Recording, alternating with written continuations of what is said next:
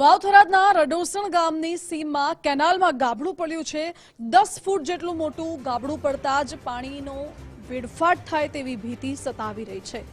મહત્વપૂર્ણ છે કે રડોસણ માઇનોર 2 કેનાલમાં 10 ફૂટથી વધુનું ઊંડું ગાબડું પડ્યું છે। કેનાલમાં સાફ સફાઈનો અભાવ હોવાથી આ કેનાલ તૂટી છે। કેનાલમાં સાફ સફાઈ માટે અનેક વખત રજૂઆત કરવામાં આવી છતાં કોઈ જ પગલાં ભરવામાં નથી આવ્યા તેવો આરોપ પણ લાગી રહ્યો છે।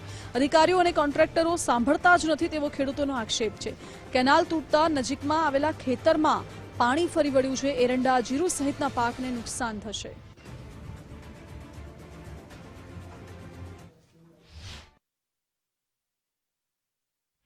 આ રજૂઆત કરી હતી પણ આ કોણ કોઈ દીધો નહીં, બધું નેટ તૂટી ગઈ, આખું ક્ષેત્ર ભરાઈ ગયો છે અને નિષ્ફિત આખું ગયું ફેલ આટલો વધવાનો કીધો તો કોઈ કોણ દીધો નહીં, આખું ક્ષેત્ર ભરાઈ ગયો। હવે આ રજૂઆત 1 મહિનાથી કરી છે, 12 મહિનાથી આ વરહારાની વાતની આ ટેમ પૂરતા હેડવા આખું પડી ગયો છે, આખું ક્ષેત્ર ભરાઈ ગયો છે, કોઈ કોણ દેતા નથી, હવના ખીચા ભરવા વાળા છે હવ।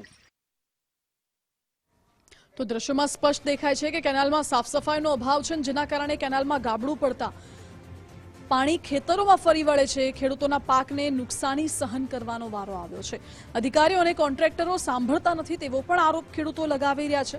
ખેડૂતોનું કહેવું છે કે અગાઉ પણ અનેક વખત આ બાબતે રજૂઆત કરવામાં આવી હતી છતાં કોઈ સાંભળતું નથી।